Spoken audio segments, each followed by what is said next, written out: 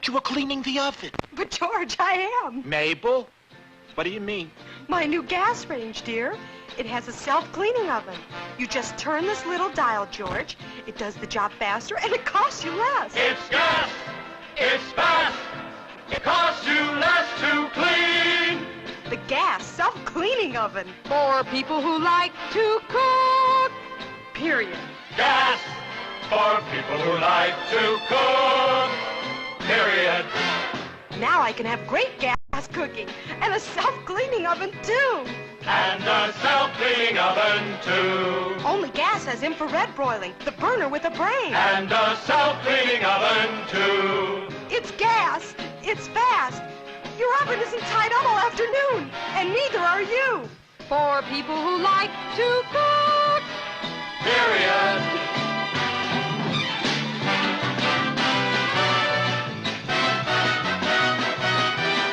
Mabel must be cleaning the oven again. The gas self-cleaning oven for people who like to cook, period. This is a woman who makes me laugh, and she brings me so much joy, and so much joy to so many with her comedy. She's an empath who heals with her comedy. She's a writer, a comedian, an entertainer, Roberta Kent. Roberta! Great introduction. Great introduction. I had no idea I did all that. I can go back to bed now. Oh my God. That's good news. This is nice. Thank you for spending the time. Hey, listen, anything for you, David. I put a bra on, got earrings in, didn't think the pierce was going to even work. It's been so long, but I got poked in there and put lipstick on, put a little product in the hair. So this is exciting. Got out of the pajamas. This is a very busy day for me, you know? Well, I didn't put the earrings on, but I did put a bra on. Well, this is the one thing I could do that I didn't have to put the gloves on and the mask. So that's good. Yeah. That is good, huh?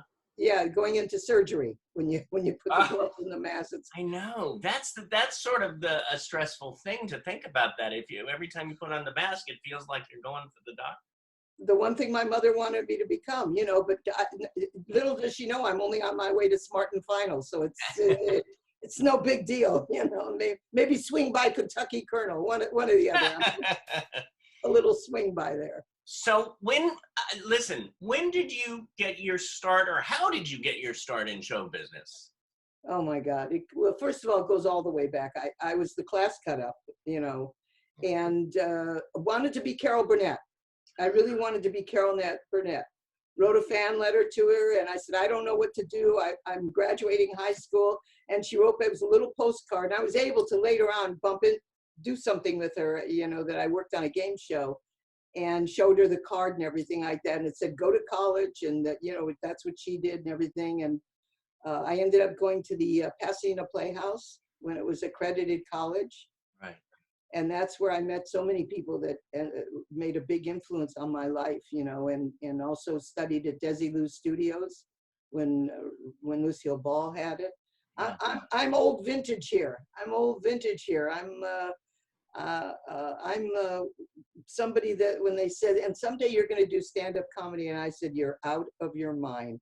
There's no way I'll stand up there all by myself, you know. And one thing led to another by doing audience warm-ups. And there's such a history, David. It's really the game shows, I'd have to say. The original Hollywood Squares. Right. I got a job as one of the writers on that show. Well, was that one of your first jobs? I don't think it was one of the first jobs because I was doing a show that said Explosion 69, and it was supposed to go to Vegas, and you know, they were looking for day shows at that time.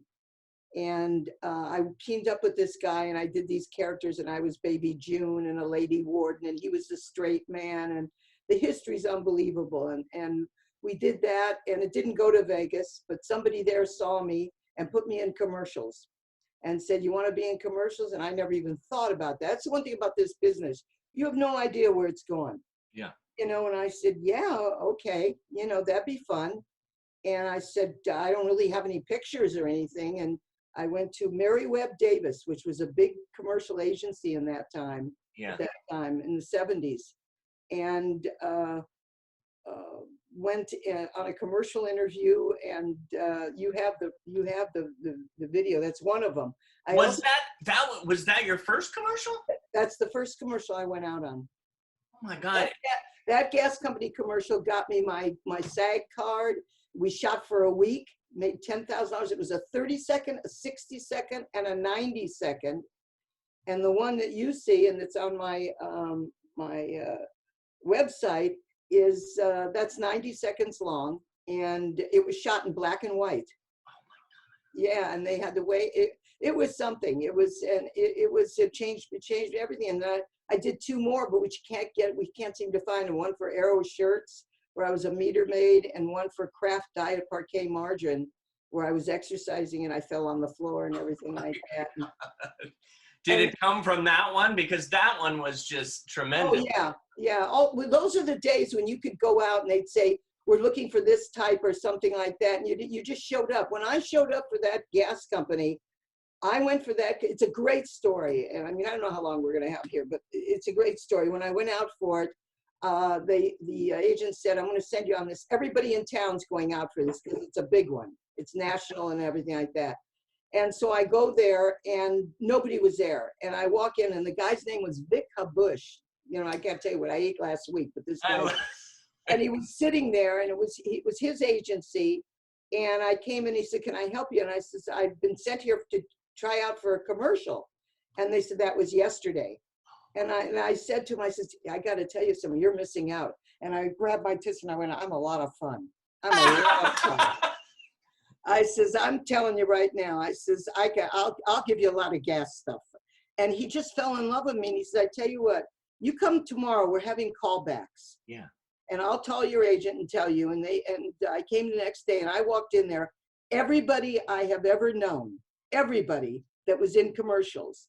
And they teamed you up with a man and everything. And you know, I ended up doing the commercial with Marvin Kaplan, who is, forget it, he's hysterical. You know, gee, I wish I was one of the ones, you know. And he always talked like that. But I didn't go in with him. And they had a whole storyboard, and they said, you need to come down, and you're going to, you know, these guys are going to lift you up. And I says, well, these fruitcakes better be strong because they're going to go right to the ground. And it was one of those things, no matter what I said, they laughed. And they said, can you sing opera? And I go, it was like Barbara Streisand in Funny Girl, can I roller skate? Of course. And I said, yes. And they said, okay, just sing for people who like to cook, period. And no matter what it was. And I felt good about it. And I wasn't with Marvin. Yeah. And I came home and they called me that next morning and the agent said, your life is going to change. And I said, you're kidding. And they said, no, it's absolutely. I got into Screen Actors Guild and they shot for the week, I said, and it was unbelievable. And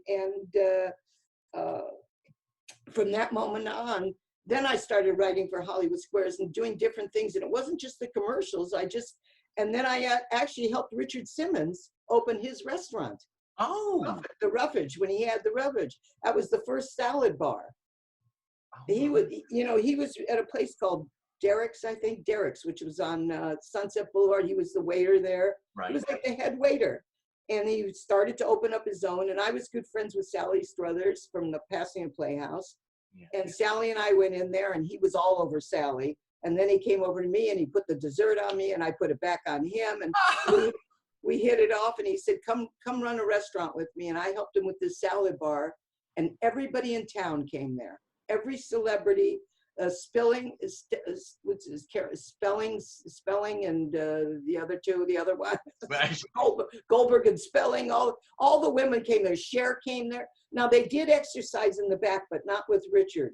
It was done with what they do now. I can't think of what the word is, but that's what's happened to me in my life. That's an idea. You sit, eat, and you're sitting on a bike. So you exercise. Well, no, it wasn't the bike. It's the box. It was that box that they all do now, that everybody, that, you know, whatever it's called. And Richard wasn't teaching it. Chinese guy was teaching it. And Right. Ron Fletcher invented it. I just can't think of it right now. And everybody came there, literally Natalie Wood, Cher, all the big stars came there and they exercised. And then they would eat, you know, and they would sit there. And as a result of that, there was a show called the Loman and Barkley Show that used to have radio, and they got a TV show. And I was feeding these two girls, Rhonda Young, who became a big casting agent, and a couple others, and they all thought I was funny. And when they got the Loman and Barkley Show, they said, you should come here and be one of the writers. And I came there and I was one of the writers on the show. Yeah. And we did it back in San Diego. And the comics, all the comics at that time, we're talking like 1978, 76, 78. And all the comics would do the audience for us, but then they'd run out of material. And one of the times I grabbed the microphone, I said, y'all having fun? And they said, yeah. And I go, you're full of shit. You've been sitting here for hours. You haven't eaten. You haven't done anything. And it's all started like that. And Gary Shandling, who really was my mentor, came over and he said to me, you're very funny. And he said, you should do stand-up. And I said, Gary, stand-up is 15 minutes of boom, boom, boom. I said, I'm kibitzing. Did you go to Disneyland? Did you go to the farmer's market? You know, I was a kibitzer, you know. He said, but you say funny stuff. He says, write it down. And that's really how it all happened. And then I was in skits on the show, and I ended up going over to the Comedy Store. Gary took me, and we did 5 minutes. And Mitzi Shore said, you're funny. You should come back again. You know, don't say fuck, but come back again. You know, you have to do Mitzi. That's what you have to do is Mitzi. Yeah. And that's really how it started. And I kept going. And then the strike started. That was a big thing in 1980. The comedians were not getting paid. Yeah. And Tom Dreesen and Jay Leno and Elaine Boozler and those people that were hot then, very hot then, started a strike that we should get paid. And I was one of the mice I was one of the rats really following the headliners. And we'd be out there picketing on Channel 4 and all the stations and everything like that. And I had a big sign that said appearing nightly in the line, in the picket line. And that's how it started really. And then a friend of mine named Paul Brownstein was working with Barry Manilow. Mm-hmm. And he would call me from the road, and he was his road manager, and he would call me and he'd say, we're in bumfuck Maryland. He's getting an award. He's getting the man of the year or something like that. He says, can you think of something funny? Yeah. Or the key to the city, actually, not man of the year. Man of the year. Delete that, not man of the year. The key to the city. And I would give him funny lines. And then one of the times Barry got on the phone and he says, listen, I look forward to meeting you. And I was all excited. I was home alone. And I go, but Barry Manilow's on the phone. And the rest went to a party at his house when he came back. And he has a book that's called Sweet Life. And there's a whole chapter on me in that book about how I met him and what went on and how I brought the fans into his life, because he wasn't crazy about fans. Right. Yeah. And I said to him, these are the people that have made you. And there's a wonderful, I think you can get the book for $1 on Amazon. The shipping's $20, but I think you can get, oh no, you get free shipping. Right. But there's a whole chapter on me on that. Well, I have to check that out. And I was with him for 13 and a half years, you know, but not only did I end up opening for him, at first I wasn't, I just wrote for him. Yeah. You know, and we hit it off and everything. When I went to his house that night for the party, we talked a little bit, and as we left, Bruce Valanche was there and Dionne Warwick was there because they were working on the album. That was, and then some other writers, you know, songwriters and stuff. And as we left, Barry, and it's in the book, Barry said to me, he said, I hope I'll see you again. And I says, really? And he said, yeah. And I went in my purse and I said, well, then I won't be needing this ashtray. And I took it out and I went, I thought I wasn't going to be coming back again, you know. And he loved it. He loved it. And the next time I met him was maybe a week later in Beverly Hills. We went out to lunch, Paul Brownstein, him and myself.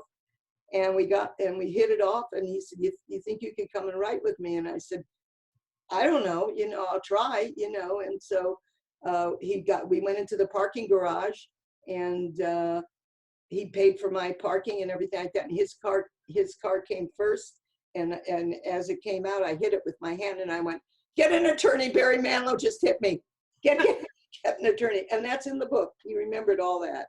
God. So it was a great twosome. It was like Bruce and Bruce and Brett Midler, you know, I mean, we hit it. He just, when we wrote and wrote and wrote, and we tried it out in New York at a little club, I think at the Upstairs Downstairs or something like that. Right. It was like, it was cold and everything, and it was like $5 or $10 a ticket, and the line was wrapped up. And he, before he walked out, he says, listen, I may not do anything we talked about. At that time, I was just writing his clever patter and everything. Right.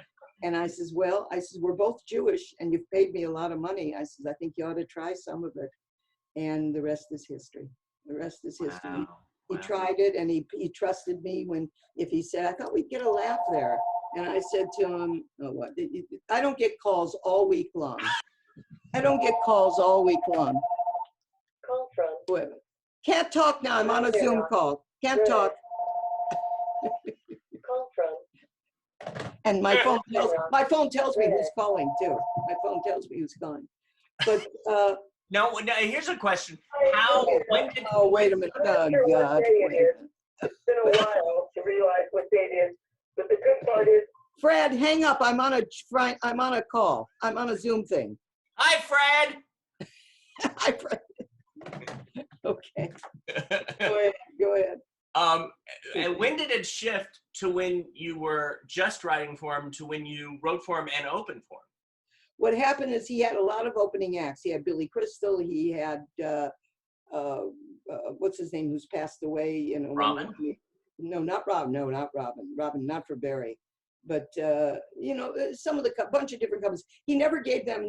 It always just said Barry Manilow. He never gave them really credit. Yeah. And what happened was he said to me, "Do you know any good ones?" And I said, "Yeah, I do." I said, "There's a guy, Jay Leno's very good, and also Steve Bluestein is very good." Oh, yeah. And I said, "He's terrific." Well, they ended up using Steve, and Steve was always very much indebted to me for that. He had a great week and everything like that. And then as I'm realizing, I'm thinking, and I'm looking at the fans, they're a bunch of fat little girls that are now grandmothers. And I'm thinking, I could do that. I can bring my act. I had already started to do I was doing stand-up at that time, by the way. Barry came and saw me at a place at the Blah Blah Cafe. I don't know if you were around. I've heard of that. Yeah. That's where, what's his name made it so famous? Carl, what's his name, a singer. And that was, lots of people are there. And I brought comedy to that place Right. during the strike. I brought Robin, I brought everybody there. I said, come on Monday nights. And then I said, because I love talent, you know that, David. I should have probably been a manager. I love putting people together. And I started putting a show on there on Monday nights. And then I said, why don't we open for the different singers that come here? Right. So I opened for like Dee Archer and Melissa, different people, different singers and stuff like that. Two girls named Melissa and Marcia that I opened for, and they had followings. And I started to build a following. Well, I'm born and raised here, you know. So when I still with the reunions, I'm the Don Rickles at all of our reunions, you know.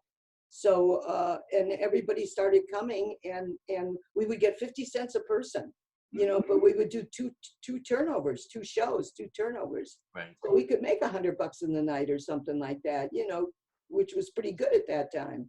Yeah. So that's how the stand-up started. So Barry came and saw me and loved Dee Archer and everything like that. And then I had thought to him, I said, you know, I think I could open for you. And then he was so supportive. He said, you know, they'll do a 15-minute break, and then I'll come back and I'll sit in the back of the house and take notes again, because that's what I did every day. He's a wonderful performer. I mean, he tapes everything he does, you know, and we recorded everything he did, and then the next day we'd go over it. You know, we'd watch it, go over it, and he'd say, you know, he'd say, I should have gotten a laugh there. And I said, that's because you walked on the line. You know, I says, now tomorrow. And I would yell out as he was going out for the next place, like, hello, St. Louis or whatever. And I go, don't walk when you do that one line, you know. And that would be the last thing I'd say to him or something, or hello, Missouri. I'd tell him where we were too. And sure enough, he'd get the laugh, and the trust started to come. I mean, I know comedy, you know. Yeah. And as the years went on, I became the creative consultant with everything, the song lineup, the lighting, the everything, absolutely everything. And when we went to England, he's bigger, you know, in the UK. Right. We went on the Concorde. It was, it's thrilling. It's amazing. I want to throw out another name to you. Okay. Whatever comes to your mind. Elvis. Well, that's a story. That's a great story. I've always been in love with Elvis, always. And I had a fan club and everything when we were 13 years old, and we would call when he was making Love Me Tender. And long story short, we would call every week, and all of a sudden one week we got through. And they said, come tomorrow. We said, we have a teddy bear, because that was the big song then. And I have a picture at one point. If you put it, can you put it on pause and I'll go get the picture? Yeah. Go get the picture. It's on the wall. It's on the wall here. What the hell is my foot stuck up? I love this. I didn't know you were going to bring up Elvis. Oh, well, it's show and tell time. It's show and tell time. Okay. Here's the picture. Oh, up a little and back. Up and back. Oh, yeah. Ooh. Now I'm right next to him with the white blouse, and it's me, the teddy bear, and Elvis. The teddy bear, next to the teddy bear. Oh, you're next to the teddy bear? Yeah. Can you get it now? Look at there. There's Elvis. Elvis. Yeah. There's a teddy bear. Teddy bear, and there's me with the short hair and the little dickie. I think I had a dickie on there or something. I love that. Yeah, and that was in the papers. That was in everything. It's also in a book too. There's a book too that it's in. And that was our little fan club. And I just always had a thing for him. And so when I was in high school, everybody was talking about, oh, they're going up to Elvis' house, all these starlets and everything like that. Yeah. And I got this star map, and I ended up, we were going to the wrong house. We were going to the wrong house. And this person said, one of the times I was in Bel Air, and the person I was with said, oh, I'll show you where Elvis lives. I'll show you. And they showed me. And the next day I got two of my best friends that look nothing alike. Yeah. If you were to put salt and pepper, this bottle, and the mouse next to each other, that's how much we looked alike. Okay. Yeah. So we get in there, and there's all these gorgeous girls are standing around in the driveway. Those are the days that there was no gate, really. You could just drive right up. Yeah. And it's on Bellagio in Bel Air. And we went up there, and it's a great story. And they always would say, come back later, come back later. So one of the girls who was with me, Judy, was really darling. And so she goes and she knocks on the door, and she says, I have to go to the bathroom, you know. And so they let her in. And so naturally, we don't see her for a while. We're ready to kill her. You know, she's in there. So she comes out. She had met his cousin. And so nothing really went on. So the next day we come back, and we go to the door, and the three of us are standing there. Like I said, we don't look alike. And a big guy named Chief comes to the door, one of his guys, and he says, oh, you girls must be the three sisters. And I went, yes. And I'm smacking him. I go, yes, we are.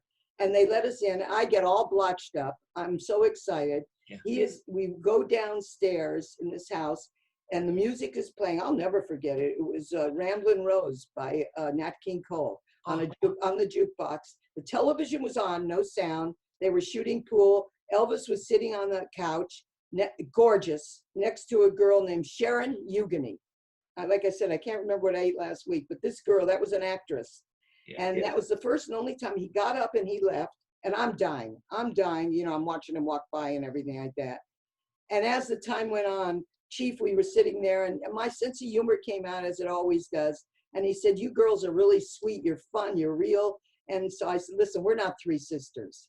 We're really not three sisters. I said, but, you know, and I told him the whole story. He says, well, you know, you come back anytime. Well, it was like, bing, bing, bing, bing, bing, bing, bing. That was it.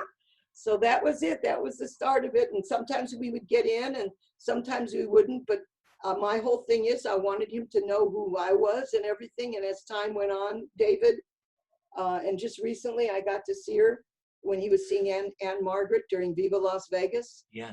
At that point now he knew my name, and we would watch on Sunday, we'd watch Ed Sullivan, and we'd see Toady Fields and Joan Rivers and Phyllis Diller. And he would look at me, he goes, you're funnier. You're just funnier. Because I would say things like, I would say to him, listen, my mother wants to know what's going on up here. And she's already told me it better be with you. And he would just laugh at everything. And I, you know, and I would say, I remember one of the lines I said to him, I said, you know, we called him E. Everybody called him E. And I said, you know, E, I said, my father says you're paying too many taxes. He read it in the paper. Yeah. He says, we need to make a record company called Row Records. And I says, now, if you get pushy about this, we can call it El Row Records, you know. And whatever I would say, and if he'd grab me sometimes, put his arms around me, I'd go, don't get me near the fireplace, I'm Jewish. And he would just, he was great. He was great. And just, David, I would walk out of his house and I would think to myself, Jesus, I was just with Elvis Presley. I mean, how exciting. And then I ended up meeting who would end up being one of my best friends for till now is Sandy Martindale. Sandy was dating him. Then Sandy ended up dating him. And Sandy, her father owned a club on Sunset called the Red Velvet. And it was a club, and Barry. And Elvis used to hang out there. And so they started dating, and Sandy and I have been friends ever since. And it's we had so much fun. And Sandy is such a sweetheart. She'll always say, when people say, how did you guys meet? And Sandy inevitably says, we met at Elvis Presley's, and Elvis was crazy about Roberta. And always says, how can you not be friends with that person that says something like that? So when he died and everything, and she was already married to Wink Martindale, the closest thing to Elvis, Memphis and everything. And that was, you know, Wink's first interview, big one, was with Elvis. Wow.